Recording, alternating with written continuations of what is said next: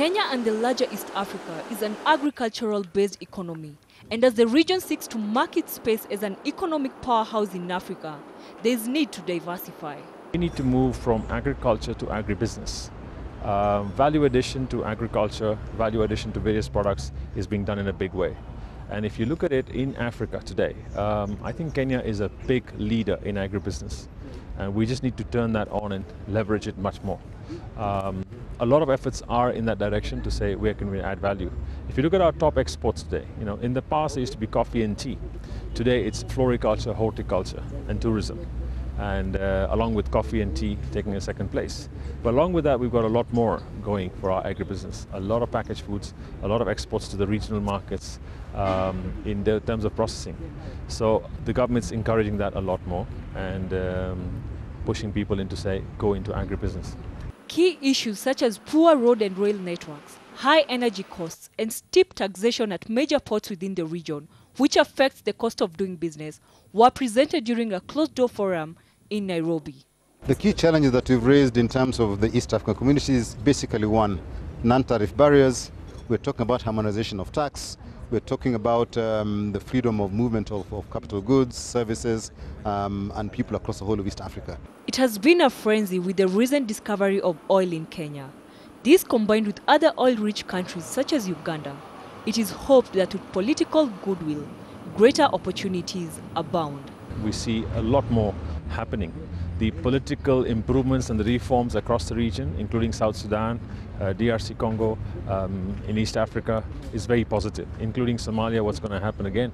So this opens up markets for us, and access to markets is there already. From Kenya as a platform, you can access the entire East Africa market. You can access the entire COMESA market. It starts with Libya, Egypt, down right up to Zimbabwe, the whole lot. And that market access is so vital for us that it's going to be a serious platform for us to take up as a hub. Advocacy for a single currency has been on the fore. However, the process is a journey that needs thorough assessment in order to avoid grave economic repercussions. Have we harmonized our monetary policies? Have we put in place institutions that will make these policies stand the test of market fluctuations and what have you? And only when we then have all that in order, or that background and that foundation laid, can we then move towards a single currency. Because if you do that before, first of all, laying the groundwork, you're likely to have the situation they had in the EU, where you then assume that everybody is following the rules, but because you don't have that supranational organization that actually monitors that you're doing it, you then have a problem. Despite the challenges that face regional integration, captains of industry intimated that the East Africa community is on the right path towards effectively competing in the larger global arena. I think what is happening now is people are actually highlighting the problems, but nobody talks about the things that have worked well. And a lot of things have worked well. In terms of the external tariff, for example, a lot of them have been removed. There are a few that are still there that need to be taken out, and normally the last 10% that's difficult. 90% is working, and I think that is the message we'd like to get across to our people, that yes, we've got 10% that isn't working, but 90% is working. We will say no, enough is not being done, because there are so many issues that even just the meeting today raised in terms of, say, NTBs, in terms of standards that are not regulated, in terms of road networks that are poor, that have so many barriers to them, a railway system that is not working, and that is where we need to focus, especially if we need to move bulk.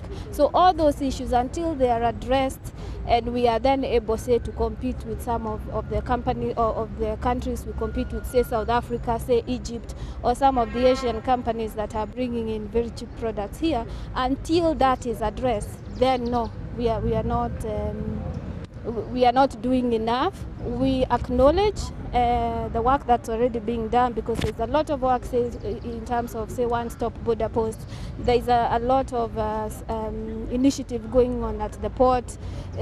The partner states recognize what needs to be done and are doing something about it. But for us, the pace of these reforms is not fast enough, and a lot more needs to be done if we are really going to be competitive, not just within East Africa, but even internationally.